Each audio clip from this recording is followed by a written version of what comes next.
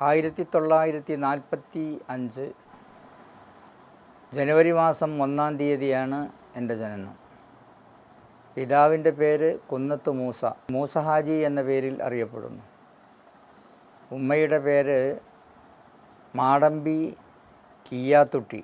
ഇരുമ്പുഴി തെക്കുമുറി എന്ന സ്ഥലത്ത്, മലപ്പുറത്തിന് സമീപമുള്ള ഇരുമ്പുഴി തെക്കുമുറി എന്ന സ്ഥലത്താണ് ഉമ്മയുടെ സ്ഥലം. അവിടെയാണ് എൻ്റെ ജനനം ഉണ്ടായത്. ഉമ്മയുടെ ആദ്യ പ്രസവമായതുകൊണ്ട് ആദ്യ പ്രസവത്തിന് ഉമ്മയുടെ നാട്ടിലേക്ക് കൊണ്ടുപോയും അവിടെ ജനനം നടക്കുകയും ചെയ്യുക എന്നതാണ് ആ സന്ദർഭത്തിലുണ്ടായിരുന്ന സമ്പ്രദായം. പിന്നീട് വല്ലിപ്പ കുന്നത്ത് ആലി ഹാജി അദ്ദേഹത്തിൻ്റെ വീട്ടിലേക്ക് വരികയും അവിടെയാണ് എൻ്റെ ചെറുപ്പകാലം കൂടുതലും കഴിച്ചു കൂട്ടിയത്. 4 വയസ്സ് 5 വയസ്സാകുന്ന സന്ദർഭം വല്ലിപ്പാൻ്റെ കൂടെ തന്നെ പോയി അറബി അക്ഷരങ്ങൾ പഠിക്കുകയും 6 വയസ്സായപ്പോഴത്തേക്ക് ഏകദേശം ഖുർആൻ പഠിക്കാൻ പഠനം പൂർത്തിയാക്കുകയും ചെയ്തു. 7-ാമത്തെ വയസ്സോടുകൂടിയാണ് എന്നെ സ്കൂളിൽ ചേർത്ത്. 6-ാമത്തെ വയസ്സിൻ്റെ ലാസ്റ്റ് 7-ാമത്തെ വയസ്സ്. ഒരാഴ്ച മാത്രമാണ് തിരൂർക്കാട് സ്കൂളിൽ പോയത്. അതിനുശേഷം ഇരുമ്പുഴി, നേരത്തെ പറഞ്ഞ ഇരുമ്പുഴി തെക്കുമുറി, ആ സ്ഥലത്ത് കിതാബ് ഓതാൻ വേണ്ടി പോയി 7-ാമത്തെ വയസ്സിൽ. അവിടുന്ന് 4 വർഷക്കാലം സൈദാലി മുസ്ലിയാർ, മർഹൂം സൈദാലി മുസ്ലിയാർ, പെരിന്തൽമണ്ണക്കാരനാണ് അദ്ദേഹം, കക്കുത്ത് മഹലിൽ പെട്ട ആളായിരുന്നു. അദ്ദേഹം 10-30 ചില്ലാനം 40 വർഷത്തോളം ഇരുമ്പുയിൽ മുദരിസായി. അവിടെ 4 വർഷക്കാലം ഞാൻ കിതാബ് ഓതിപ്പടിച്ചു. 11-ാമത്തെ വയസ്സിൽ ഞാൻ പുത്തനങ്ങാടിയിൽ വന്നു. പ്രസിദ്ധമായ ശുഹദാക്കൾ അന്ത്യവിശ്രമം കൊള്ളുന്ന ആ സ്ഥലത്ത് ഒരു കൊല്ലത്തിൽ താഴെയുള്ള കാലങ്ങളാണ് ഞാൻ കിതാബ് ഓതിയത്. അതിനുശേഷം പിന്നെ പടിഞ്ഞാറ്റുമുറിയിൽ 3 വർഷക്കാലം കിതാബ് ഓതി. ആദ്യം 3 മാസവും പിന്നീട് 3 വർഷവും, അങ്ങനെ 3 വർഷത്തിൽ ചില്ലാനം അവിടെ കിതാബ് ഓതി. ബഹുമാനപ്പെട്ട കുട്ടി മുസ്ലിയാരുടെ ജ്യേഷ്ഠനായിരുന്ന മൈദി മുസ്ലിയാർ, അദ്ദേഹത്തിൻ്റെ അടുക്കൽ നിന്നാണ് പടിഞ്ഞാറ്റുമുറിയിലെ ദർസ് തുടങ്ങിയത്. തുടർന്ന് ബഹുമാനപ്പെട്ട വാപ്പുട്ടി മുസ്ലിയാരുടെ അടുക്കലും 3 വർഷക്കാലം താമസിച്ചു. അതിനിടക്ക് ബഹുമാനപ്പെട്ട അബ്ദുൽ ഖാദിർ മുസ്ലിയാർ വേളൂർ അരിപ്പറ ജുമാ മസ്ജിദിൽ 3 വർഷക്കാലം കിതാബ് ഓതി. അദ്ദേഹം ഹജ്ജിന് പോയ സമയത്താണ് ബഹുമാനപ്പെട്ട വാപ്പുട്ടി മുസ്ലിയാരുടെ അടുക്കലേക്ക് ദർസ് പഠനത്തിന് വേണ്ടി പോയത് പടിഞ്ഞാറ്റുമുറിയിൽ. വാപ്പുട്ടി മുസ്ലിയാരുടെ അടുക്കൽ 3 വർഷം കഴിഞ്ഞതിന് ശേഷം ഏതാണ്ട് പള്ളി ദർസിലുള്ള കിതാബുകളൊക്കെ ഓതിത്തീർന്നു. വീടുകളിലേക്ക് ചെലവിന് പോവാറാണ് പതിവ്. അരിപ്പറയിലുള്ള സന്ദർഭത്തിൽ ഞങ്ങളുടെ ചെലവുകളൊക്കെ ഉണ്ടായിരുന്നത് പാതിരമണ്ണ ഭാഗത്താണ്. അപ്പോൾ വർഷക്കാലം വന്നാൽ പാലം, ശരിക്കുള്ള പാലല്ല, കൃഷി ആവശ്യത്തിന് വേണ്ടി വെള്ളം കൊണ്ടുപോകാനുള്ള പാത്തി കൊണ്ടുണ്ടാക്കുന്ന തോണിയാണ്, പാത്തിയാണ്. അതിൽ കൂടിയാണ് നടന്ന് ഒരഭ്യാസം. ഇപ്പോൾ അത് ആലോചിക്കാൻ തന്നെ സാധ്യമാവില്ല. അങ്ങനെയാണ് അങ്ങോട്ട് ഭക്ഷണത്തിന് പോയിരുന്നത്. 10 മണിക്കും ഉച്ചക്കുമുള്ള ഭക്ഷണം അവിടെയാണ്. വൈകുന്നേരമുള്ള ഭക്ഷണം അരിപ്പേരിയിലുള്ളപ്പോൾ പനങ്ങാങ്ങരയിൽ നമ്മുടെ ഒരു സുഹൃത്തുക്കളുടെ വീട്ടിലായിരുന്നു. താഴത്തെ തൊടിയിൽ അബു ഹാജി തുടങ്ങിയുള്ള ആളുകളാണ് അവിടെ. അത് പ്രയാസം ഉണ്ടായിരുന്നില്ല. ഏതായാലും വളരെ ക്ലേശകരമായ നിലയിലാണ് ആ സന്ദർഭത്തിലുള്ള പഠനവും അതുപോലെ അവിടുത്തെ താമസവും. കുളിക്കാനുള്ള സൗകര്യം വളരെ കുറവ്. എപ്പോഴെങ്കിലും കുളിക്കുന്നതാണ്. വേനൽക്കാലം വന്നാൽ പുഴയിൽ പോയി കുളിക്കും. വർഷക്കാലത്ത് കുളിക്കാൻ സൗകര്യം വളരെ കുറവാണ്. ഇരുമ്പുയിലുള്ള സന്ദർഭങ്ങളിലും ഏകദേശം അങ്ങനെ തന്നെ. വർഷക്കാലത്ത് കുളിക്കാനുള്ള സൗകര്യമുണ്ട്. വേനൽക്കാലങ്ങളിൽ പുഴയിൽ പോകണം. പുഴയിൽ പോയാൽ പലപ്പോഴും നല്ലോണം നീന്താൻ അറിയാത്തത് കൊണ്ട് പ്രയാസപ്പെടുകയും ബുദ്ധിമുട്ട് അനുഭവിക്കുകയും ചെയ്തിട്ടുണ്ടായിരുന്നു. ഭക്ഷണത്തിന് 1 കിലോമീറ്റർ, 1.5 കിലോമീറ്റർ, 1 മൈൽ വരെയൊക്കെ യാത്ര ചെയ്താണ് ഭക്ഷണം കഴിക്കാറുള്ളത്. സന്തോഷത്തോടുകൂടി ഭക്ഷണം ലഭിക്കും. ഉള്ള ഭക്ഷണത്തിൽ എല്ലാവരും സന്തുഷ്ടരുമാണ്. അന്ന് എല്ലാ സ്ഥലങ്ങളിലും എല്ലാവർക്കുമുള്ള ഭക്ഷണം അത് തന്നെയാണ്. പക്ഷേ മുതഅല്ലിമീങ്ങൾക്ക് എല്ലാ വീട്ടുകാരും കുറച്ച് മെച്ചപ്പെട്ട ഭക്ഷണമാണ് നൽകാറുള്ളത്. ഇന്നും ആ നില തുടരുകയാണ്. ഒരു കിതാബോധി ഏകദേശം ആകുമ്പോഴാണ് വേറൊരു കിതാബ് തുടങ്ങുക. അങ്ങനെ 1-2 കിതാബുകൾ, ആദ്യം ഒരു കിതാബ് മാത്രം, പിന്നീട് 1-2 കിതാബുകളായി, 2-3 കിതാബുകളായി. അങ്ങനെ യാണ് കിതാബ് ഇരുമ്പുയിൽ വെച്ചും അതുപോലെ പുത്തനങ്ങാടിയിൽ വെച്ചും പടിഞ്ഞാറ്റുമുറിയിൽ വെച്ചും അരിപ്പറയിൽ വെച്ചും ഈ 4 സ്ഥലത്താണ് ഞാൻ കിതാബോധി പഠിച്ചിട്ടുള്ളത്. അതിൽ പടിഞ്ഞാറൻ മേഖലയിൽ ഏകദേശം ഭക്ഷണത്തിൻ്റെ കാര്യത്തിലും മറ്റ് സൗകര്യത്തിൻ്റെ കാര്യത്തിലും കുറച്ച് മെച്ചപ്പെട്ട അനുഭവമാണ് ഉണ്ടായിട്ടുള്ളത്. 964 കൂടിയാണ് ഞങ്ങൾ ജാമ്യയിൽ എത്തിച്ചേരുന്നത്.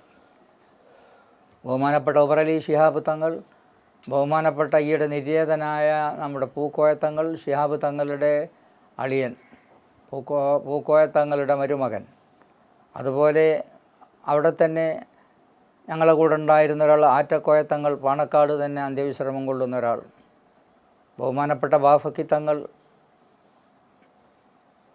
അലി ബാഫക്കി തങ്ങൾ എന്ന പേരിൽ അറിയപ്പെടുന്ന അദ്ദേഹം, മുക്കം മോയിമോൻ ഹാജി, വില്യാപ്പള്ളി ഇബ്രാഹിം മുസ്ലിയാർ, ബ്ലാത്തൂർ ഉമർ ഫൈലി, അബൂബക്കർ തൊഴുവാനൂർ ഫൈലി തുടങ്ങിയുള്ള ആളുകളോട് കൂടി 4 വർഷക്കാലം ജാമ്യയിൽ താമസിച്ചു. ജാമ്യയിൽ ബഹുമാനപ്പെട്ട ഷംസുൽ ഉലമയും അതുപോലെ ബഹുമാനപ്പെട്ട കോട്ടുമല ഉസ്താദും അതുപോലെ ഫിഖ്ഹിൽ വലിയ പണ്ഡിതനായിരുന്ന കുഞ്ഞലവി മുസ്ലിയാർ, താഴക്കോട് കുഞ്ഞലവി മുസ്ലിയാർ എന്ന പേരിൽ അറിയപ്പെട്ടിരുന്ന അലനല്ലൂർ കുഞ്ഞലവി മുസ്ലിയാർ, വേലൂരിലെ മുദരിസും പ്രിൻസിപ്പാളുമായിരുന്ന ബഹുമാനപ്പെട്ട അബൂബക്കർ ഹസരത്ത് കായൽപട്ടണം അവറുകൾ തുടങ്ങിയുള്ള ആളുകളിൽ നിന്നാണ് ജാമ്യയിൽ നിന്ന് കിതാബ് ഓതിയത്.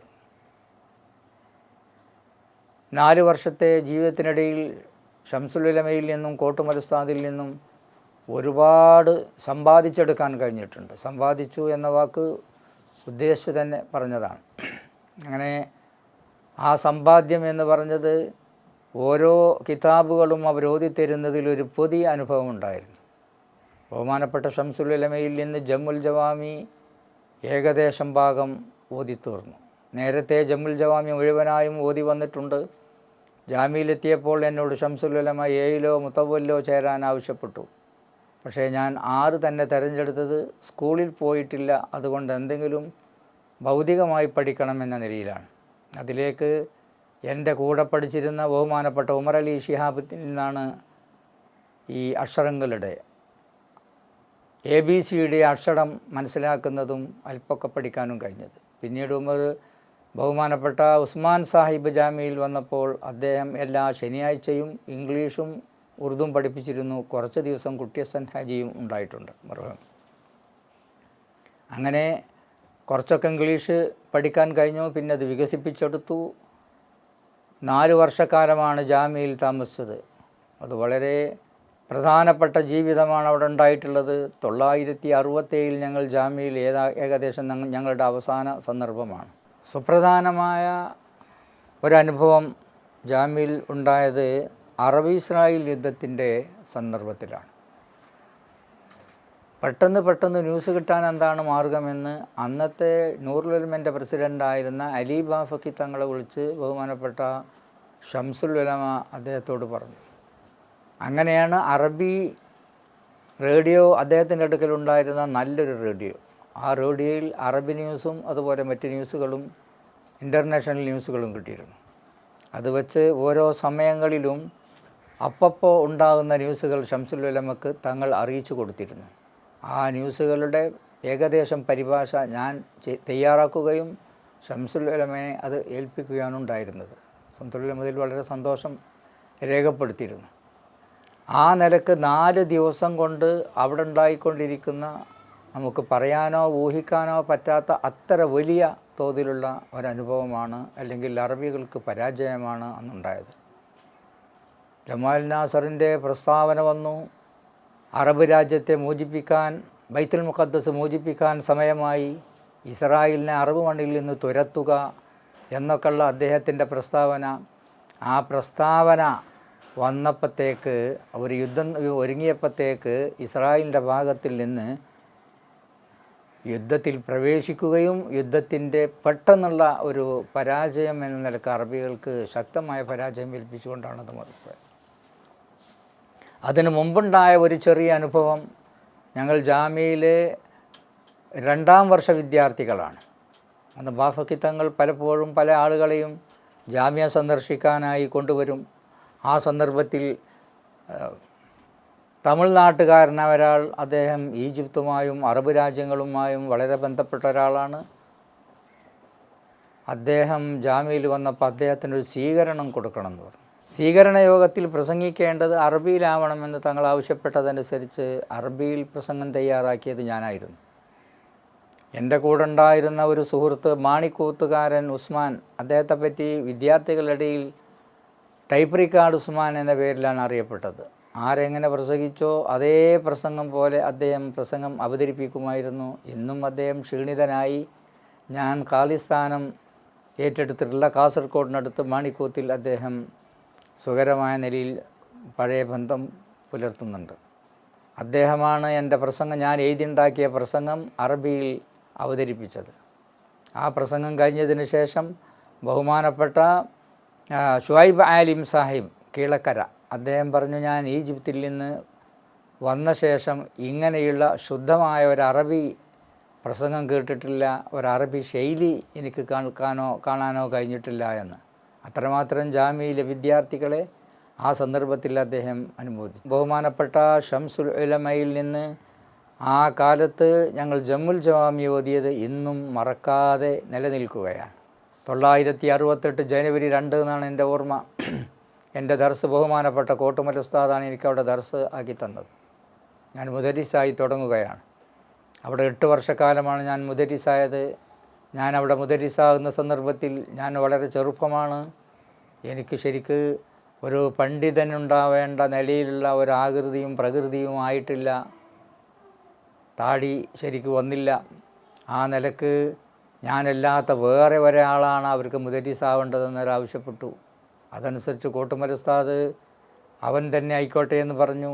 പിന്നെ ഏതായാലും തിരിഞ്ഞു മറിഞ്ഞ് എൻ്റെ പെരടിയിൽ തന്നെ ആ ചുമതല ഏൽക്കേണ്ട അവസ്ഥ വന്നു. 8 വർഷക്കാലം അവിടെ നിന്ന അതിൻ്റെ തുടക്കം എന്ന നിലയിൽ മഹല്യ ഓതിക്കൊടുത്തുകൊണ്ടാണ് ബഹുമാനപ്പെട്ട കോട്ടുമൽ ഉസ്താദ് എൻ്റെ ദർസ് അവിടെ ഉദ്ഘാടനം ചെയ്തത്. അവർക്ക് വെറുപ്പുള്ളത് കൊണ്ടോ എനിക്ക് വെറുപ്പുള്ളത് കൊണ്ടോ അല്ല. 8 വർഷം കഴിഞ്ഞപ്പോൾ എൻ്റെ ദർസ് ഒന്ന് വിപുലീകരിക്കണമെന്ന നിലയിലുള്ള ഒരാശ ഉണ്ടായി. അപ്പോൾ കൂടുതൽ കിതാബുകളുള്ള പ്രസിദ്ധമായ പണ്ഡിതന്മാരെല്ലാം ദർസ് നടത്തിയ, ഇന്നത്തെ ജാമിയ പോലെ 4 മുദരിസന്മാരുണ്ടായിരുന്ന ഒരു സ്ഥലമാണ്. ഒരുപാട് മുദരിസന്മാർ, അത് പ്രഗത്ഭരായ മുദരിസുമാർ. എൻ്റെ ഉസ്താദിൻ്റെ ഉസ്താദുമാരായിട്ടുള്ള ബഹുമാനപ്പെട്ട കുട്ടി മുസ്ലിയാരുടെ പിതാവ് മുഹമ്മദ് മുസ്ലിയാർ, എൻ്റെ വേറെ ഒരു ഉസ്താദായ ബഹുമാനപ്പെട്ട വാപ്പുട്ടി മുസ്ലിയാർ, അദ്ദേഹത്തിൻ്റെ പിതാവ് ഉണ്ണീദ് മുസ്ലിയാർ, വേറെ പിന്നെ ഞങ്ങളുടെ കുട്ടി മുസ്ലിയാരുടെയൊക്കെ ഉസ്താദായിട്ടുള്ള മഞ്ചേരി അബ്ദുറഹ്മാൻ മുസ്ലിയാർ, കൂടാതെ അന്നത്തെ ഒരു ചെറിയ മുദരിസ് ആയിരുന്ന സദക്കത്തുള്ള മുസ്ലിയാർ. ഇങ്ങനെ 4 മുദരിസന്മാർ, പ്രഗത്ഭരായ മുദരിസന്മാർ ദർസ് നടത്തിയ ചമ്മങ്കടവിലേക്ക് ഒരു ദർസിൻ്റെ ഒരു മുദരിസ് എന്ന ഒരു പദവി എനിക്ക് ലഭിച്ചപ്പോൾ ബഹുമാനപ്പെട്ട കോട്ടുമൽ ഉസ്താദാണത് സ്വീകരിക്കാൻ എന്നോട് പറഞ്ഞത്. 1979 സെപ്റ്റംബർ 10-ാം തീയതിയാണ് ബഹുമാനപ്പെട്ട ഷിഹാബ് തങ്ങളുടെ കത്തെനിക്ക് ലഭിക്കുന്നത്, അവിടെ മുദരിസായി ചേരണമെന്ന്. മോഡേൺ അറബിയും അതോടൊപ്പം കിതാബുകളും ദർസ് നടത്തണമെന്നായിരുന്നു എന്നോട് അന്ന് നിർദ്ദേശിക്കപ്പെട്ടത്. മോഡേൺ അറബി അറിയുന്ന ആളുകൾ അന്ന് വളരെ കുറവായിരുന്നു. ജമിയത്തുൽ ഉലമയിലും മറ്റും അങ്ങനത്തെ ആളുകൾ വളരെ കുറവാണ്. അതുകൊണ്ട് തന്നെ ശംസുൽ ഉലമ പലപ്പോഴും സമസ്തനെ പരിചയപ്പെടുത്തി ലേഖനങ്ങൾ എഴുതാനും സമസ്തനെ പരിചയപ്പെടുത്തി പുസ്തകങ്ങൾ എഴുതാനും സമസ്തനെ പരിചയപ്പെടുത്തിക്കൊണ്ടുള്ള ആദ്യത്തെ പുസ്തകം അറബിയിൽ എഴുതിയത് ഞാനായിരുന്നു. വേറെ പല ആളുകളെയും അതിലേക്ക് നിയോഗിക്കപ്പെട്ടെങ്കിലും ആ സന്ദർഭത്തിലൊന്നും അവർക്കത് പൂർത്തിയാക്കി സമയത്ത് എത്തിച്ചു കൊടുക്കാൻ കഴിയാത്തത് കൊണ്ട് പിന്നീട് ബഹുമാനപ്പെട്ട റീജിയണൽ മുഫത്തീസ് കുഞ്ഞാ മുസ്ലിയാർ ഒരു ചെറുപ്പക്കാരനായ ഒരാളെ നമുക്ക് പറ്റുമോ എന്ന് ചോദിച്ചു. അതാരാണ്? അത് മീനാറുയിൽ മുദരിസായ ആലിക്കുട്ടി മുസ്ലിയാറാണ്. അങ്ങനെയാണ് എന്നെ ആ കാര്യം ഏൽപ്പിക്കാനായി ഷംസുൽ ഉലമ പറ്റും എന്ന് പറഞ്ഞ് എന്നെ അത് ഏൽപ്പിക്കുകയും അതനുസരിച്ച് ആ വിഷയം പൂർത്തിയാക്കുകയും ചെയ്തു. ജാമ്യയിൽ ഇപ്പോൾ 35 വർഷം കഴിഞ്ഞ് 36ാമത്തെ വർഷത്തിലേക്ക് പ്രവേശിക്കാൻ പോവുകയാണ്. ജാമ്യയിൽ ഉള്ള ജീവിതം പഠനകാലത്തെ ജീവിതം പോലെ എൻ്റെ അവിടുത്തെ പഠിപ്പിക്കുന്ന സന്ദർഭത്തിലെ ജീവിതവും വളരെ സുപ്രധാനമായിട്ടാണ് ഞാൻ കാണുന്നത്. 1970കളിൽ സമസ്ത കേരള ജമിയത്തുൽ ഉലമക്ക് ശാഖകൾ രൂപീകരിക്കണമെന്ന, അതായത് അതിൻ്റെ കീഴ്ഘടകങ്ങൾ വേണമെന്ന അഭിപ്രായം വന്നത്. അങ്ങനെ വന്നപ്പോൾ പെരിന്തൽമണ്ണയിൽ ജമിയത്തുൽ ഉലമയുടെ ജോയിൻറ്റ് സെക്രട്ടറിയായി എന്നെ തിരഞ്ഞെടുക്കപ്പെട്ടു. എൻ്റെ ഉസ്താദ് കായ് മുസ്ലിയാർ സെക്രട്ടറിയും ഞാൻ ജോയിൻറ്റ് സെക്രട്ടറിയും. പ്രസിദ്ധനായ പണ്ഡിതൻ ബഹുമാനപ്പെട്ട എൻ അബ്ദുള്ള മുസ്ലിയാർ ആയിരുന്നു അന്നത്തെ പ്രസിഡൻറ്റ്, താലൂക്ക് ജമിയത്തുൽ ഉലമയുടെ പ്രസിഡൻറ്റ്. അങ്ങനെ കുറച്ചു കാലം കഴിഞ്ഞ് പിന്നീട് എന്നെ തന്നെ സെക്രട്ടറിയാക്കി. സെക്രട്ടറി എന്ന നിലയിൽ നിന്ന് പിന്നെ പ്രസിഡൻ്റായും ഇന്നും പെരിന്തൽമണ്ണയിൽ അത് അടുത്ത കാലം വരെ അത് തുടർന്ന് വരികയായിരുന്നു. ജാമിഅ നൂരിയിൽ മുദരിസായ സന്ദർഭത്തിൽ ഒരുപാട് അനുഭവങ്ങളുണ്ടായി. അതിൽപ്പെട്ട ഏറ്റവും സുപ്രധാനമായ ഒരു പരിപാടിയായിരുന്നു, ഞങ്ങളെ ഒരു പ്രസംഗത്തിലേക്ക്, ഒരു പരിപാടിയിലേക്ക് ക്ഷണിക്കപ്പെട്ടു. ശ്രോതാക്കളായി ക്ഷണിക്കപ്പെട്ട ഞങ്ങൾ അന്ന് ആ കൂട്ടത്തിലുണ്ടായിരുന്ന ആളുകളിൽ ബഹുമാനപ്പെട്ട വഹാവുദ്ദീൻ മുസ്ലിയാർ ഉണ്ടായിരുന്നു, പി മുഹമ്മദ് ഫൈലി ഉണ്ടായിരുന്നു. അതുപോലെ സംഘടനയിൽ രണ്ടായിട്ടില്ലെങ്കിലും രണ്ടാകുന്നതിൻ്റെ വക്കിലെത്തിയ ആ സന്ദർഭത്തിൽ രണ്ട് പക്ഷത്തുനിന്നുള്ള ആളുകളുണ്ടായിരുന്നു. അന്ന് എനിക്ക് പ്രബന്ധം അവതരിപ്പിക്കാൻ ഒരു അവസരം വേണം എന്നാവശ്യപ്പെട്ടു. പ്രബന്ധം തയ്യാറാക്കിയിട്ടില്ല, 2 ദിവസം മുമ്പാണ് ക്ഷണം കിട്ടിയത്. അങ്ങനെ ഫിർദൗസ് കുഞ്ഞിമാൻ സാഹിബ് മദ്രാസ് അദ്ദേഹത്തിൻ്റെ ഹോട്ടലിൽ താമസിക്കുന്നതിനിടയിലാണ് അവിടെ വെച്ച് കുറച്ച് പ്രബന്ധം കുത്തിക്കുറിച്ചത്. അന്നവിടെ നിന്നു. പിറ്റേന്നും അന്ന് രാത്രിയുമായി അത് ശരിയാക്കി എഴുതി തയ്യാറാക്കി. അങ്ങനെ 1-ാമത്തെ ദിവസം കഴിഞ്ഞ് 2-ാമത്തെ ദിവസം പ്രബന്ധം അവതരിപ്പിക്കാനുള്ള അവസരം കിട്ടണം. അവർ പറഞ്ഞു, പ്രബന്ധത്തിന് ലിസ്റ്റിലില്ലാത്തവർക്ക് ചിലപ്പോഴേ കിട്ടുള്ളൂ. ഏതായാലും എന്തോ അള്ളാഹുവിൻ്റെ തഖ്ദീർ, അതനുസരിച്ച് 2-ാമത്തെ ദിവസം 1-ാമത്തെ പ്രസംഗം തന്നെ, അതായത് ആ പരിപാടിയുടെ ഉദ്ഘാടനം തന്നെ അള്ളാഹു എൻ്റെ ചുമലിൽ ഏൽപ്പിച്ചു. അന്ന് ലോക പ്രസിദ്ധമായ പണ്ഡിതന്മാർ ചർച്ച ചെയ്തിരുന്ന വിഷയങ്ങൾ, ടെസ്റ്റ് ട്യൂബ് ശിശു, അതുപോലെ രക്തദാനം തുടങ്ങിയുള്ള വിഷയത്തെപ്പറ്റി ഏറ്റവും വലിയ ഒരു പ്രബന്ധമായിട്ട് ആ പ്രബന്ധത്തിൽ അവിടെ അവതരിപ്പിക്കാൻ കഴിഞ്ഞു. ലിബിയയാണത് സംഘടിപ്പിച്ചിരുന്നത്. ലിബിയൻ അംബാസഡർ അന്ന് പറഞ്ഞത്, ഞങ്ങളുടെ ഈ പരിപാടി മുതലായി എന്നാണ് റഹീം മേച്ചേരിയോട് പറഞ്ഞത്. റഹീം മേച്ചേരി ഞങ്ങളെ കൂടെ ഉണ്ടായിരുന്ന ഒരാളായിരുന്നു. അദ്ദേഹം അംബാസഡറെ, കൾച്ചറൽ അറ്റാഷനെ കാണാൻ വേണ്ടി ചെന്നപ്പോൾ അദ്ദേഹം അവരെ കാര്യം പറയുന്നതിന് മുമ്പ് എൻ്റെ കാര്യത്തെ സംബന്ധിച്ചാണ്, അതായത് ഈ പ്രബന്ധത്തെ പറ്റിയാണ്, അതായത് കേരളത്തിൽ വന്ന പ്രതിഭകളെ പറ്റിയാണ് അദ്ദേഹം സംസാരിച്ചത്. ആ പ്രബന്ധം പിന്നീട് അറബ് രാജ്യങ്ങളിലും മറ്റ് സ്ഥലങ്ങളിലും ചർച്ചയ്ക്ക് വരികയുണ്ടായി. ഇപ്പോഴും ആ വിഷയത്തെപ്പറ്റി ക്ലാസ്സുകളും മറ്റും നടന്നുകൊണ്ടിരിക്കും. കേരള സംസ്ഥാന ഹജ്ജ് കമ്മിറ്റിയുടെ ചെയർമാനായി 2003 മുതൽ 2006 വരെ, അന്ന് മന്ത്രിമാരല്ലാത്ത ഒരാൾ ചെയർമാനായി വരുന്നത് ആദ്യത്തെ സംഭവമാണ്. ഫസ്റ്റ് മന്ത്രിമാരല്ലാത്ത ഒരാൾ ചെയർമാനായി വരുന്നത് ഞാനാണ്. അങ്ങനെ 3 വർഷക്കാലം ഒരുപാട് കാര്യങ്ങൾ ഹജ്ജിന് വേണ്ടി ചെയ്യാൻ അവസരമുണ്ടായി. മാത്രമല്ല, ആദ്യമായി ഒരു പുതിയ സിസ്റ്റം ഇന്ത്യയിൽ വന്നത്, ഇന്ത്യയിൽ നടപ്പാക്കാൻ പോകുന്നത്. അതിനു മുമ്പ് ഇന്തോനേഷ്യയിലും മലേഷ്യയിലൊക്കെ ഉണ്ടായിരുന്നത് പോലെ നേരിട്ട് മദീനയിലേക്ക് പോവുകയും മദീനയിൽ നിന്ന് അവിടുന്ന് സിയാറത്ത് പൂർത്തിയാക്കി പിന്നെ മക്കയിലേക്ക് എത്തുകയും ചെയ്യുന്നതിനെ സംബന്ധിച്ച് അത് കേരളത്തിൽ വലിയ വിവാദമായെങ്കിലും ഹജ്ജ് കമ്മിറ്റിയിൽ വരെ അത് വിവാദമായിട്ടുള്ളതാണ്.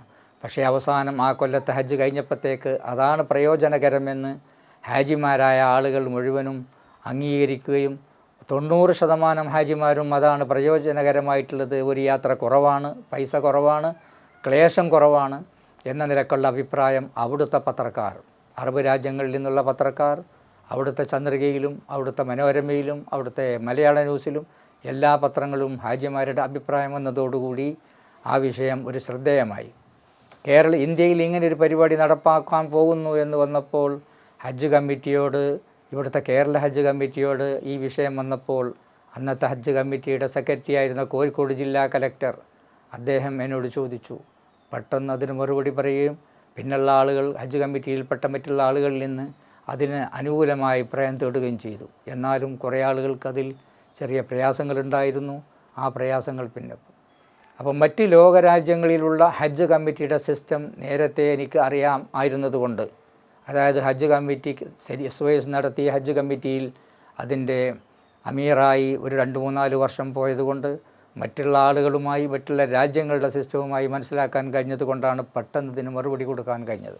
അതിനുശേഷം ഹജ്ജ് കമ്മിറ്റിയുടെ 3 വർഷക്കാലത്തേക്ക് സെൻട്രൽ ഹജ്ജ് കമ്മിറ്റിയുടെ വൈസ് ചെയർമാനായി എന്നെ നിയോഗിക്കപ്പെട്ടു. അതിനുശേഷം ഹജ്ജ് കമ്മിറ്റിയുടെ ഫൈനാൻസ് സെക്രട്ടറി എന്ന ഫൈനാൻസിൻ്റെ ഒരു ചെയർമാൻ എന്ന പദവിയും എനിക്കാണ് ലഭിച്ചത്. വിമാനങ്ങൾ ചാർട്ട് ചെയ്യുന്ന കമ്പനിയിലും അതുപോലെ റൂമെടുക്കുന്ന വിഷയത്തിലും അതുപോലെ മറ്റുള്ള വിഷയങ്ങളിലുമെല്ലാം ഉത്തരവാദിത്തമുള്ള ആൾക്കാണ് ഫൈനാൻസ് സെക്രട്ടറി എന്ന പേരിൽ അറിയപ്പെട്ടിരുന്നത്.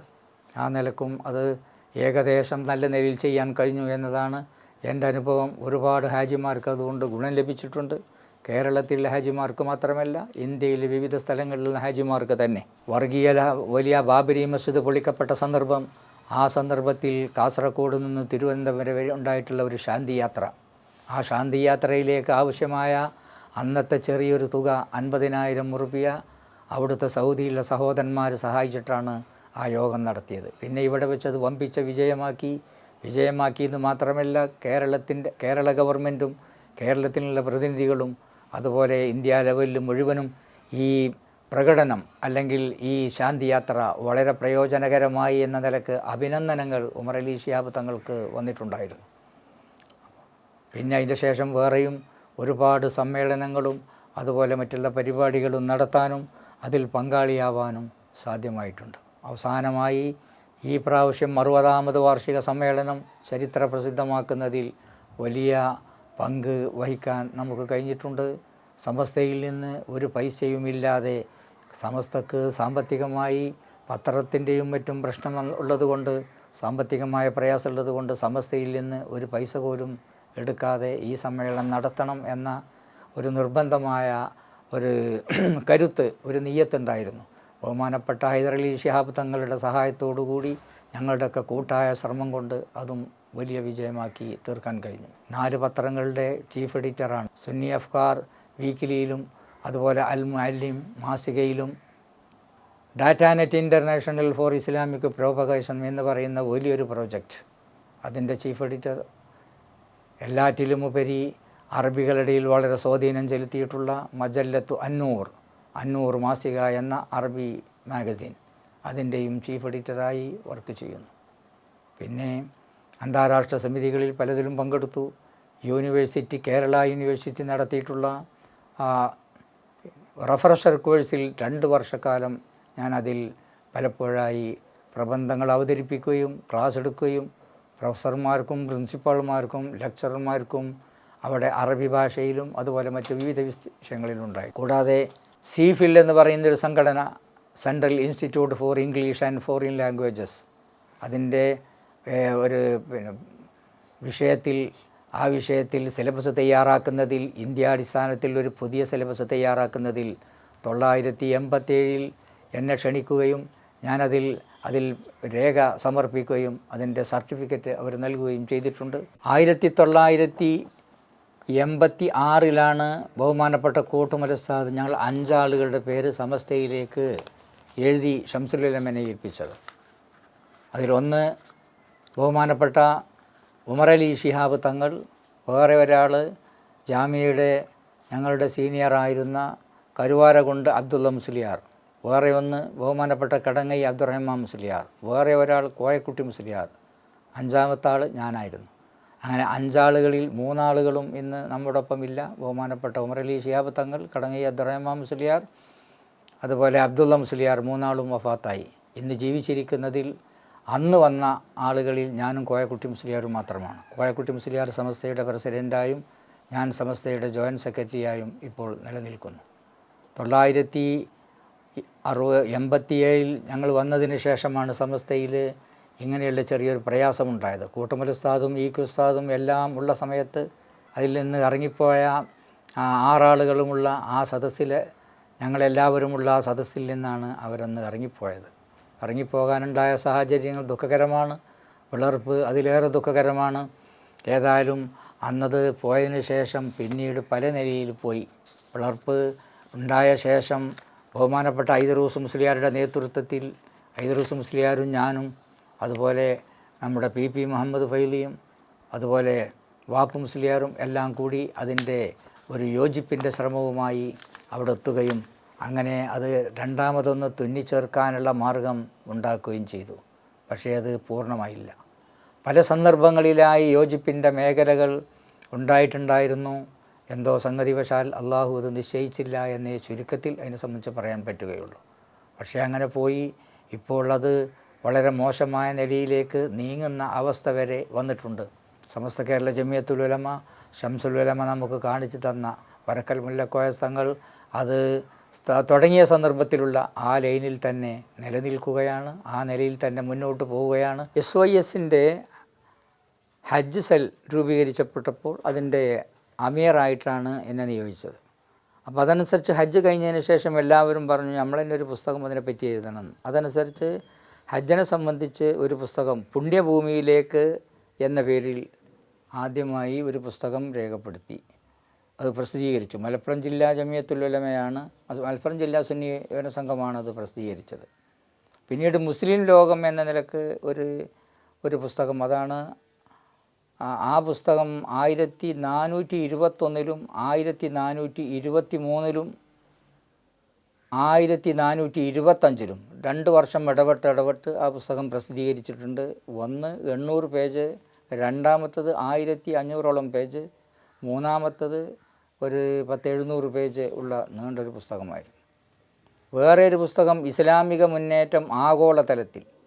ആ പുസ്തകത്തിൽ ലോകത്തിൻ്റെ വിവിധ ഭാഗങ്ങളിലുള്ള ഇസ്ലാമിക പ്രബോധന പ്രവർത്തനങ്ങൾ, അവിടുത്തെ സംഘടനകൾ, ആ സംഘടനകളുടെ പ്രവർത്തനങ്ങൾ ഇതൊക്കെ രേഖപ്പെടുത്തിയിട്ടുണ്ട്. പിന്നെ അറബി, ഇംഗ്ലീഷ്, മലയാളം എന്ന ഒരു പുസ്തകവും പ്രസിദ്ധീകരിച്ചിട്ടുണ്ട്, ഒരു മുഅ്ജം, ഒരു ഡിക്ഷണറി. വേറൊന്ന് ലൈസലിൽ യഹൂദി ഹക്കും ഫി ഫലസ്തീൻ, ഫലസ്തീനിൽ ജൂതന്മാർക്ക് എന്തവകാശം, അവർക്ക് അവകാശമില്ല എന്നൊരു പുസ്തകം. വേറൊന്ന് അൽ അദ്കാർ എന്ന് പറഞ്ഞ ദിക്റിനെ സംബന്ധിച്ചുള്ള ഒരു പുസ്തകവും രേഖപ്പെടുത്തിയിട്ടുണ്ട്. വേറെ ചെറിയ ചെറിയ ലേഖനങ്ങളുടെ സമാഹാരങ്ങളും ഇപ്പോൾ പുസ്തകമാക്കി വരുത്താനുള്ള ശ്രമത്തിലാണ്. സമസ്ത കേരള ജമിയത്തുൽ ഉലമ ഒരു പ്രത്യേകമായ ഒരു രാഷ്ട്രീയ നയം അതിനില്ല. എന്നാലും ഏറെക്കുറെ സമസ്ത കേരള ജമിയത്തുൽ ഉലമയുടെ ആളുകൾ മുഴുവനും ബഹുമാനപ്പെട്ട ശിഹാബ് തങ്ങളും അദ്ദേഹത്തിൻ്റെ പിതാവ് പൂക്കോയ തങ്ങളും ഇന്ന് ഹൈദരലി ശിഹാബ് തങ്ങളും ഏത് ലൈനിലാണോ നീങ്ങുന്നത് ആ ലൈനിൽ തന്നെ നീങ്ങാനാണ് സമസ്തയിലെ 85-90% ആളുകളും നിൽക്കുന്നത്. മറ്റുള്ള രാഷ്ട്രീയക്കാരുമായി സമസ്തക്ക് പ്രത്യേകമായ വിരോധങ്ങളൊന്നുമില്ല.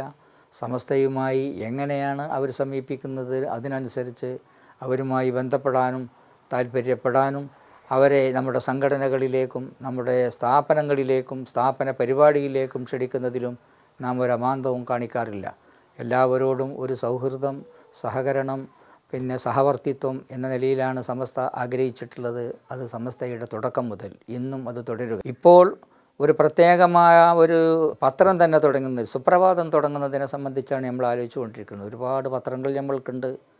അതിൽ വീക്കിലികളുണ്ട്, മുഅല്ലിമീങ്ങൾക്കായി പ്രത്യേക പത്രങ്ങളുണ്ട്, അതുപോലെ നമ്മുടെ കുടുംബത്തിനുണ്ട് കുരുന്നുകൾ. അങ്ങനെ പല പുസ്തകങ്ങളുള്ളതിനോടുകൂടി ഒരു ദിനപത്രം വേണമെന്നുള്ളതാണ്. ദിനപത്രം എന്നുള്ളത് ഒരു പത്രത്തിനോട് വിരോധം കൊണ്ടോ ഒരു പത്രത്തിനെ തകർക്കാനോ ഒന്നിനെ പരാജയപ്പെടുത്താനോ ഉള്ളതല്ല. 10,000-ഓളം മദ്രസകളുള്ള നമുക്ക് 50-ൽ ചില്ലാനം ജൂനിയർ കോളേജുകൾ, അതുപോലെ മറ്റ് ഓർഫനേജുകൾ, ഇതൊക്കെയുള്ള നമ്മുടെ വാർത്തകൾ ഒരു പത്രത്തിൽ മാത്രം വരാനോ ഒരു പത്രത്തിന് മാത്രം അത് ആ കാര്യം ഏറ്റെടുക്കാനോ അസാധ്യമാണ്. അത് ഞങ്ങൾ ഏറ്റു എന്ന് പറഞ്ഞാലും അത് ഏൽക്കാൻ സാധ്യമല്ലാത്തത് കൊണ്ട് നമ്മുടെ പത്രങ്ങളിൽ തന്നെ നമ്മുടെ വാർത്തകൾ മുഴുവനും കൊടുക്കാൻ കഴിയുമോ എന്ന സ്ഥലത്താണ് ഇപ്പോഴത്തെ. നമ്മുടെ ഏറ്റവും വലിയ സമ്പത്ത് നമ്മുടെ യുവജന വിഭാഗമാണ്. യുവജനങ്ങൾ ഇന്ന് ധാർമ്മികമായി വളരെ പുറകോട്ട് പോയിക്കൊണ്ടിരിക്കുകയാണ്. നമ്മുടെ രാജ്യത്ത് മാത്രമല്ല അന്തർദേശീയ തലങ്ങളിലും യുവജനങ്ങൾ പുറകോട്ട് തന്നെയാണ്. ധാർമ്മികമായി അവരെ ഉയർത്തിക്കൊണ്ടുവരാൻ എന്ത് ചെയ്യണം എന്നതിനെ സംബന്ധിച്ചാണ് ലോകരാജ്യങ്ങൾ ഇപ്പോൾ ചിന്തിച്ചുകൊണ്ടിരിക്കുന്നത്. അതിൽ മുസ്ലിങ്ങൾ അവർക്ക് ഓരോ സന്ദർഭങ്ങളിലുമുള്ള ദിക്റുകളിലേക്ക് കൊണ്ടുവരണമെന്ന നിലക്കാണ്. സൗദി അറേബ്യയിൽ ഏത് ഭാഗത്ത് യാത്ര ചെയ്യുകയാണെങ്കിലും മറ്റ് പല രാജ്യങ്ങളിലും ഇപ്പോൾ തുടങ്ങിക്കഴിഞ്ഞിട്ടുണ്ട്. ഉയരമുള്ള സ്ഥലങ്ങളിലെത്തുമ്പോൾ കബ്ബിറുല്ലാ, അല്ലാഹു അക്ബർ എന്ന് പറയണം, സുബ്ഹാനല്ലാ എന്ന് പറയണം. താഴ്ന്ന സ്ഥലത്തേക്ക് ചെല്ലുമ്പോൾ ഈ നിലക്ക് ഉത്ബോധനം. പള്ളിയിലെ നിസ്കാരത്തിൻ്റെ ശേഷം നടത്തുന്ന ദുആകൾ, ആ ദുആകൾ ചെല്ലണം. ആ ദുആകൾ അച്ചടിച്ച് വലിയ ബോർഡുകളാക്കിയിട്ട് പള്ളികളിൽ സ്ഥാപിച്ചിരിക്കുകയാണ്, റോഡുകളിൽ സ്ഥാപിച്ചിരിക്കുകയാണ്. വലിയവരോട് ആദരവ് വേണമെന്നും ചെറിയവരോട് സ്നേഹം വേണമെന്നുമുള്ള ആ പഠനം ജനങ്ങളിൽ നിന്ന് പറ്റപ്പോയി. അപ്പോൾ അതുകൊണ്ട് ഈ നിലക്കൊക്കെ ധാർമ്മികതയിലേക്ക് ആളുകളെ കൊണ്ടുവരണം എന്ന നിലക്കാണ് ഇന്ന് ലോകരാജ്യങ്ങളിൽ പലരും ആലോചിച്ചു കൊണ്ടിരിക്കുന്നത്. നമ്മുടെ നാട്ടിലും ആ നിലക്ക് തന്നെ. പക്ഷേ നമ്മുടെ നാട്ടിൽ സലാത്തിൻ്റെ മജ്ലിസുകളും അതുപോലെ പ്രാർത്ഥനകളുടെ മജ്ലിസുകളും ഒക്കെ ഉള്ളത് കൊണ്ട് നമ്മുടെ കുട്ടികൾക്ക് ഇടക്കിടക്കെങ്കിലും അതിനെ സംബന്ധിച്ചുള്ള ഒരു ഉത്ബോധനം ലഭിക്കാറുണ്ട്. നിരന്തരമായ ഉത്ബോധനം നമ്മുടെ മക്കൾക്ക് കിട്ടണം. നമ്മുടെ പത്രങ്ങളും മാഗസിനുകളും പ്രത്യേകിച്ച് ഈ വിഷയത്തിൽ നല്ല താല്പര്യം കാണിക്കേണ്ടതാണ്. സുപ്രഭാതം നമുക്കിതിലേക്ക് വലിയ ഒരു മുതൽക്കൂട്ടായി വരും. അതുപോലെ നമ്മുടെ ഇത്തരത്തിലുള്ള മാധ്യമങ്ങൾ, മീഡിയകൾ, ആ മീഡിയകളൊക്കെ നല്ല നിലക്ക് ഉപയോഗപ്പെടുത്തി നമ്മുടെ സന്താനങ്ങൾക്ക് ആവശ്യമായ, യുവജനങ്ങൾക്ക് ആവശ്യമായ നിർദ്ദേശങ്ങളും അവർക്ക് വഴി കാണിക്കാനുള്ള ചില പ്രത്യേകമായ ഗൈഡുകളും കൊടുത്താൽ ഒരളവോളം അവരെ നല്ല നിലക്കാക്കി തീർക്കാൻ കഴിയും. മയക്കുമരുന്നിൻ്റെ പിന്നാലെയും അതുപോലെ അധാർമികതയുടെ പിന്നാലെയും നമ്മുടെ ചെറിയ ചെറിയ മക്കൾ വഴുതിപ്പോയിക്കൊണ്ടിരിക്കുകയാണ്. അതിനെതിരിലാണ് നമ്മുടെ മീഡിയകളും നമ്മുടെ പത്രങ്ങളും എല്ലാം കഠിനമായി ശ്രമം നടത്തേണ്ടത്.